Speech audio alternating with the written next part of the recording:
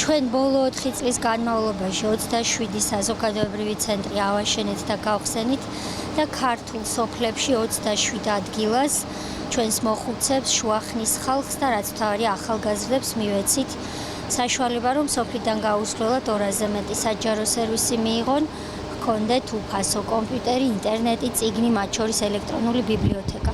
და აი აქ ვალეში ჩვენ ამ ცენტრს, მსგავს ცენტრს ვაშენებთ.